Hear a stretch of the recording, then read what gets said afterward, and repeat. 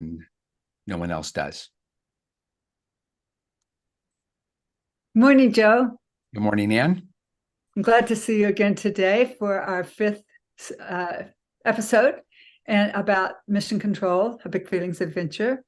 Um, I wanted to make sure that the listeners know that we have one more episode to do, and that'll be actually on the 17th, and that'll be the time where we talk about Joseph.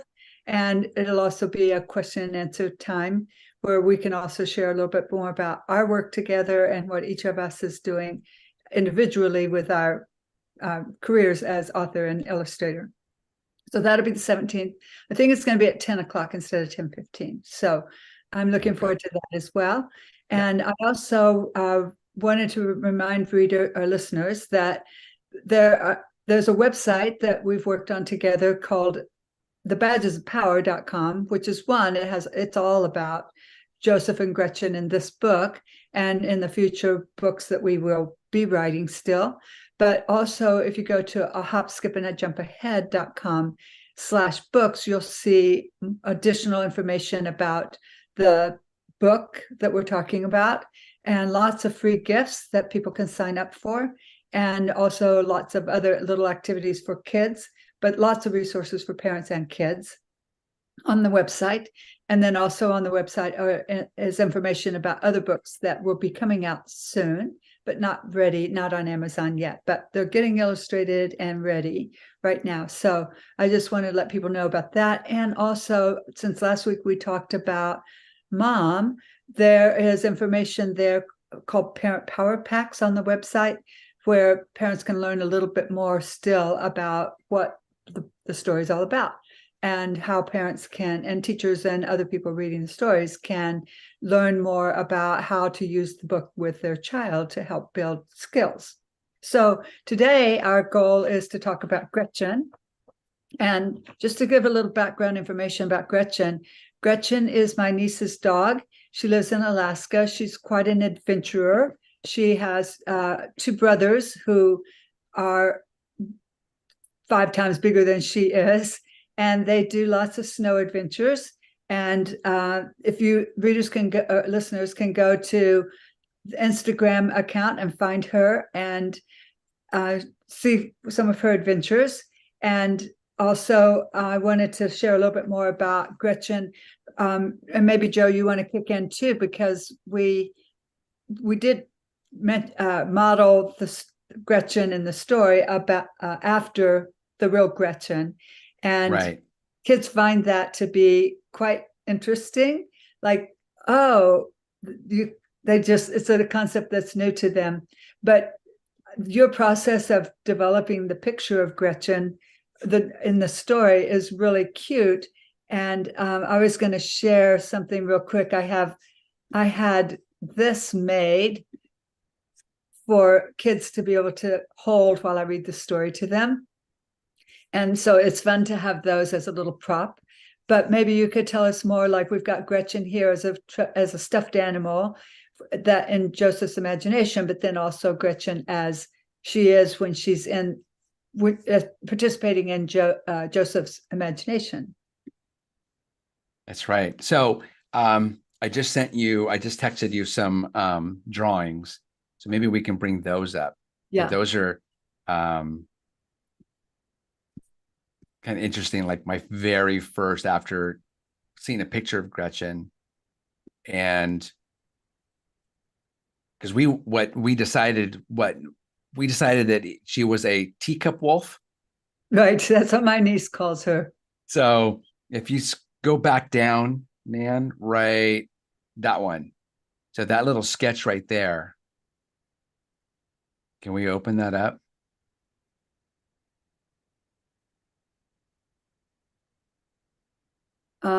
Trying here.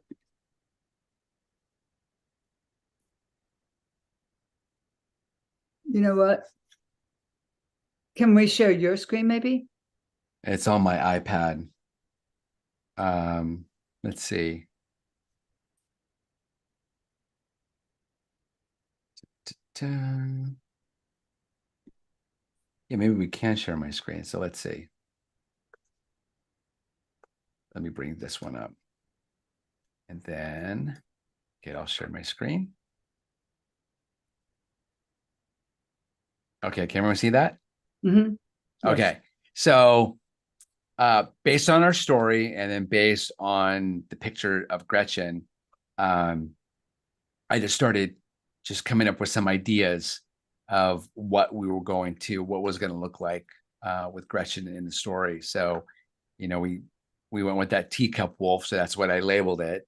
And this is kind of where the backpack kind of came into play because Gretchen always went on adventures with your niece, right? Right. And so we decided it's like, okay, well, she's kind of like this little, it doesn't matter how big I am, I'm gonna, keep up. And she's got a big heart and, is tough. And so that's when we came up with the teacup wolves. And so I just started just putting like little, just little ideas. We never showed Gretchen eating, but I thought, oh, wolf chow, some spikes for her paws. I don't know where I came up with that. It's like it's just something like because she since she lives up in Alaska, thought, oh, what if she went like ice climbing or was on a glacier or something? It's like, well, if she's got little pads on, it'd be kind of cool if like, well, if an adult or your niece had spikes on, well, how is she going to get? Well, maybe they make little spikes for her paws. So I was just kind of just going everywhere with Yeah. ideas. And so this whole idea of the backpack and then Joseph's imagination, and then it's like, well, what is Gretchen going to turn into? So that's where the whole idea of like, well, Gretchen is going to match in uniform with Joseph. And so I had a picture here of Gretchen that I kind of modified. And so it's like, what if she looks like this? So she's got this little suit on, and I just kind of painted and colored over it. So that's the real Gretchen. And it was just like a little mock-up. So that's her real suit that she has on, and I just colored it red. And just to get kind of an idea of what that was going to look like. So so I started thinking about, the drawing that I sent last week, where Gretchen looked more realistic, I want to say, and more to what I thought, okay, she's a tough little dog. And it didn't have that huggy feely kind of feel to it. So I thought, I'm going to soften her up a little bit and make her more cartoony and more expressive with the eyes. And so that's when I came up with, share my screen. That's when I came in with this one. So this was like the first real cartoony version that I did of Gretchen. And again, so the backpack idea is there, small, just made her just maybe a little chubbier. And so then what happens is in the story, so when she goes into Joseph's imaginary, so she's a stuffed animal in real life, and then in Joseph's imagination, then she becomes this, what was it? A representation of mom, Right. and a voice of reason for Joseph, and she talks. And so then her backpack turned into the rocket pack. And this was one of the early sketches I did. I really liked this, the way that I drew. It was like sometimes you get these like little happy accidents and you just draw something really quick and it just comes out looking really good. And I really like Yeah. Yeah. Gretchen here, where she's like just tapping her badge, which is supposed to start her rocket pack. And so this is what I call like storyboarding. Something happened, Joe. We can't hear you now.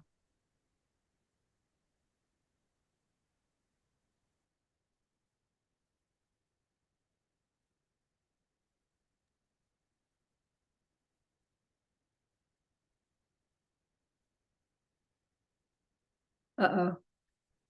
So I don't know. Well,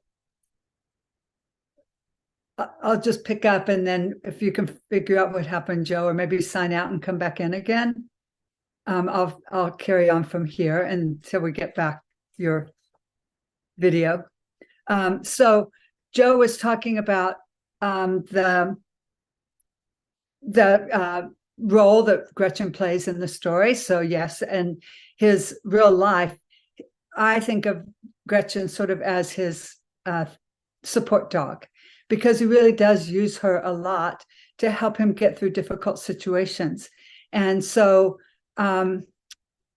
let's see, I'll share my screen with the story now.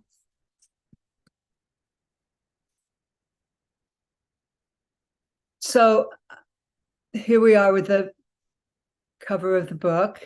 And then Spaceman Sam, we've talked about him another week and how he helps Joseph with doing hard things. And he teaches the kids, the people reading the story, but also in the story, Joseph, what to do with his big feelings and how he can get help for it and be able to return to a state of calm where he can actually then begin to think about how to solve the problem. So he's watching that with Gretchen, and you can see here, like, Gretchen is always with him. And again, it's representative of his mom is always there for him. And so again, he's having a great time. I love the little picture of Gretchen on the wall, and then the picture next to the stuff, one picture of Gretchen is a picture another child drew of Gretchen early on in soon after the book was, as the book was actually being finalized. And then this is again where you can see Gretchen's everywhere. Wherever Joseph is, Gretchen's there too. And so his mom comes in and says it's time to go to bed, which is not what Joseph wants to hear. And so he has this big reaction to that. And his mom helps calm him. We talked about all of this last week.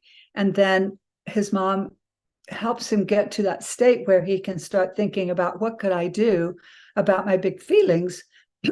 And then again, with the help of Gretchen, he knows that he can count on her. He launches into his imagination.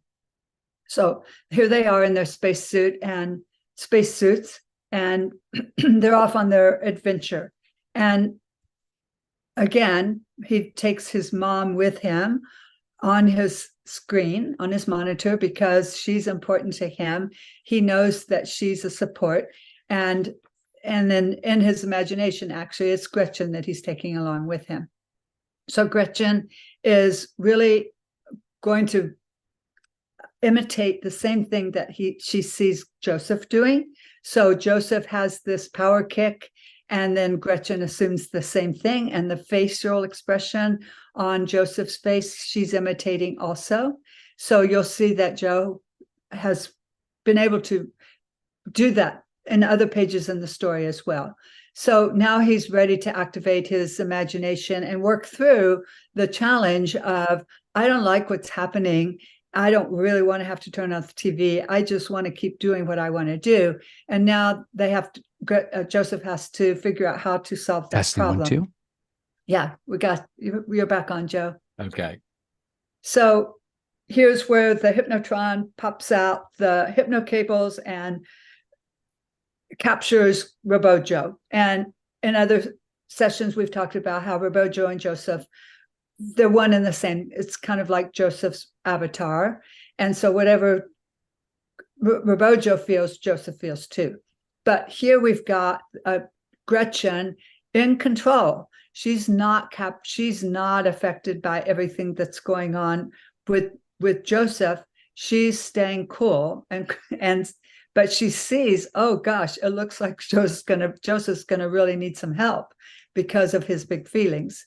And so the degree of upset by Joseph increases, and here comes the Hypnotron to make it even harder for him to resist the desire to just keep watching TV and be upset because his mom is asking him to do something he doesn't like.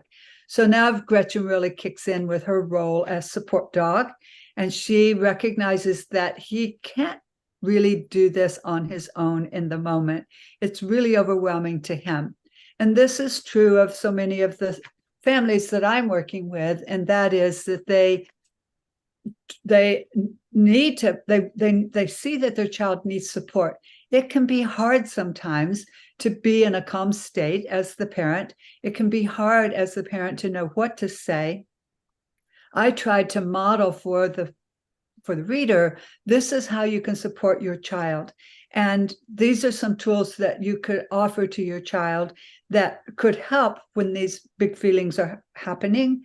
And so the idea here is that he's feeling it in his body, which is one of the things that Spaceman Sam talks about. And Gretchen's there to see and to hear about it and to help him know, like, I see what it's like for you. I hear your big upset. I understand, and I'm here to help you. And so she just stays calm and helps him realize, I could do something about these big feelings to try to get back into control so I can figure out what to do to solve the problem. So she offers him some ideas that are right here. And we'll talk more about that next week when we talk about Joseph. So she realizes once Joseph gets a little bit more in control and can start thinking and not just feeling about the situation, he says, okay, let's do something about this. But even still, Gretchen realizes he's still not in control enough. I still need to support him. And so I'm going to set him up for success. So she taps her little badge, like Joe was talking about earlier, and that gives her the power to start up her jetpack. So when kids are working with me, I give them a little necklace or a little something that they can hang on their backpack. And it has a picture of Gretchen tapping like that. And I tell them, like, you can tap too on Gretchen, and it'll help you remember that you can do hard things too. So here's Gretchen out to save the day. So she's wise because she represents mom, and she sees what the big picture is, and she sees what she needs to do to be able to help Joseph. So she's on a mission. She knows what she has to do to help him. She knows that he doesn't have the ability right now in the moment to just say, okay, I'm going to do it. I'm just going to stop being upset about it. I'm just going to go to bed. So she swoops in here and she goes to the willpower switch and helps him by turning it on. So she's giving just moral support. She's just helping him be able to move in the direction of, okay, what can I do to solve this problem? So when Gretchen is able to do that for him, now he can begin to resist the hypnotron, because the shield comes down, and he can start gaining some freedom from these big feelings, because the laser beam will zap the hypnocables. So now he's starting to feel like, oh, I'm not captive to my big feelings. I actually have some control over what I'm feeling. But again, he needs Gretchen to help him get there. So in the end, they're successful, and Joseph, otherwise known as Rabojo here in the picture, is able to defeat those big feelings, that desire to keep watching TV when he would really rather do something different. And then comes Joseph calls her back in to the spaceship. They say goodbye, and here is her happy reunion. And this is, again, like, parents are there beside their kids to help them with those big feelings, to help celebrate and say, you did something really hard. And also, we did it together. And I think that's an important component for parents to understand, is that kids do need their parents to help them through these difficult situations. And then it is something to say, we did something together. We were successful. Hard things we can do, and it can be easier when you've got some support. So now Joseph is back to his real life, and his mom is reviewing with him all the process that he went through, from the big feelings and all the way through to, I'm ready to solve it in real life. So she gave him the boost he needed. Otherwise, it's actually Gretchen in his imagination who gives him the boost he needs to be able to say, okay, I'm pulling it together. I'm going to be able to master this. I'm going to be able to get through this, and it'll be okay.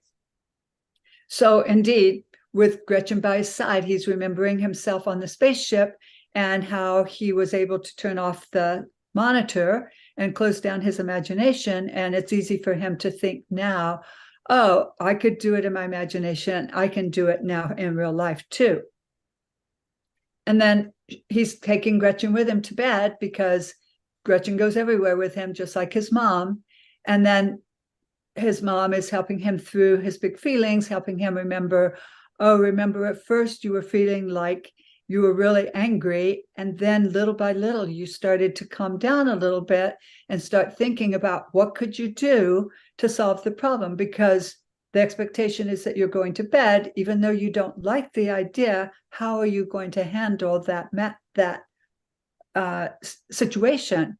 And so he's remembering, I did do the hard thing, and I really liked how it felt. And he, again, is partnering with Gretchen. He knows that he needs her support. He recognizes that she did help him with those challenges. And so now it's bedtime, and she's just reviewing with him again, like, you did something really hard. That helped your brain grow when you did that hard thing. And Gretchen was by your side. And again, here she is in bed with him, and you can see she's just a stuffed animal. But to him, she's more than that to him. She really is a support dog for him. And we see kids carrying around their stuffies. We know how, or their blankets. It is a comfort to them. And in some ways, it does help kids get through difficult moments. We see that all the time with kids. And so that's what Gretchen is portraying in the story. And we can see, like, he's got all his things that are part of the story in his room, and we see how active his imagination is and how important all these toys are that he has in his daily life, and how they can help him with his big feelings when things are challenging for him. And he's in his bed in this moment, imagining himself being able to do this again the next time, knowing that he was able to accomplish something really hard with Gretchen's help. He's gaining confidence that he can do this more and more frequently because he's had one success, and he can build on that success, and everything else in the future will be just a little bit easier for him. So he's learning. He doesn't have to avoid situations. He can handle things that are hard for him, and he can get better at it all the time. So, Joe, did you want to add more maybe about the jetpack, or more about his body language, like how they imitate each other in the story, or any other things that you wanted to say but got cut off about? No, I mean, you pretty much covered everything, but I just wanted to show, if you go back to when Joseph and Gretchen are talking, and right, yeah, even more where he's all tied up and he's like saying Okay. breathe. Uh-huh. That Right one. there. Yeah. So I wanted to kind of show that the what the storyboard looked like and what the finished product was. So for the sake of space and the progression of the story, we wanted to show like a close-up of the gauntlet here. And I was trying to figure out how to use that first drawing of Gretchen that I liked a lot. And it just didn't work I didn't want to include another page. And it's like, how do I consolidate that drawing or the essence of it, and then still show the gauntlet and all that kind of stuff. So we're just, I'm always fighting for space. It's like how I didn't want it to be too overpowering, and there's like too much information. There's a lot on here to look at, and adding Gretchen, like a front view of Gretchen just tapping her badge to get the jetpack going, wasn't going to work. So that's why I kind of consolidated the two drawings. And I think in the drawing that I had, let's see, I can share, right, Nan? Yeah, you were before, so hopefully you can now. Okay. let's see. And this one. So you can see where I still have this in the middle here. And so I was able to consolidate the tap tap with Gretchen looking at the jetpack that is working. And instead of her flying out of the little escape hatch here, the doggy door, I incorporated that into the page after, where it just kind of shows her zipping out of the rocket, like a kind of a wide shot. So, that's kind of the fun of putting these books together, and the drawings. It's like, okay, get all what I call kind of like a brain dump. It's just get everything out there and let's see what works. And this is how I wanted to show, Gretchen here too, on the right, where she has this look of determination, and it's like, okay, I'm ready to go and do this. But it wasn't going to work. There's just, again, too much. We really wanted to show the gauntlet, really wanted to show the conversation that Gretchen and Joseph are having, as far as like, I don't feel good, you got to breathe. And so we kind of elaborated on that. It's like, okay, well, let's just show the gauntlet here, and in a graphical, or in a visual way, show what the options that Joseph had, and Gretchen working that out in her conversation with Joseph. So there you go. Great. Yeah, I love that. It's always fun to hear more about your thought process and with your drawing, Joe. And one other thing that I forgot to mention when I was sharing about the story is, notice that we didn't have Gretchen solving the problem for Joseph, because Joseph can do it himself. And a lot of times what I'm trying to help parents also understand in therapy sessions is that the hard part is the support part. That's the part the kids need the parents there for. They don't know what to do. They do need a parent who is able to understand and be patient and take the time to be present with the child. And that's the biggest role the parents have. The part about Spaceman Sam's last step of solve it, that really becomes a non-issue for kids. When there's a problem to be worked out, they know what to do. And I don't usually have answers or suggestions of ways to solve problems that kids like. And even the parents generally don't have ideas either. They come up with their own, and those are the ones that they own.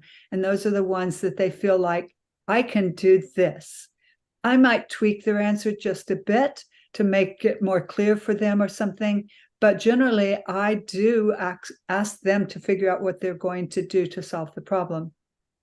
And whether it's with a social interaction with another kid where they are not liking what the other kid is doing, and we talk about, well, I see what's important to you. I see what's important to you. I wonder what you will do to solve the problem. So I leave it up to them. Again, most of the time they can solve it themselves and don't need my help. So it just was something that wouldn't necessarily be obvious without pointing it out, like I'm doing right now, that is something that we specifically did not have Joseph having this problem solved by his mom or Gretchen. He's capable. And that's what builds kids' self-confidence, that I can solve problems. I know what to do. They just need experience with knowing how to do these things. And they need the guidance and the support when they're in that emotional state, because they can't solve problems when they're in that emotional state. They can only solve problems after they've been heard and seen and soothed and understood by a parent and adult, because then they can move on and move into the part of the brain that thinks about how to solve problems. So that's why Gretchen is just there to help him try to calm, help him think about being in a state where he actually can start thinking, what can I do to move forward? But Gretchen still is supporting him, because he's on wobbly feet trying to figure out what to do next. So his mom helps him sort through his big feelings. Gretchen helps him sort through his big feelings in his imagination. And that's a critical role that parents can play. Anything else you wanted to share, Joe? No, that's it. Okay, good, good. Well, it was fun to meet up again. We'll convene again on the 17th. Yep, that'll be fun. Good, thank you. All right. Thank you.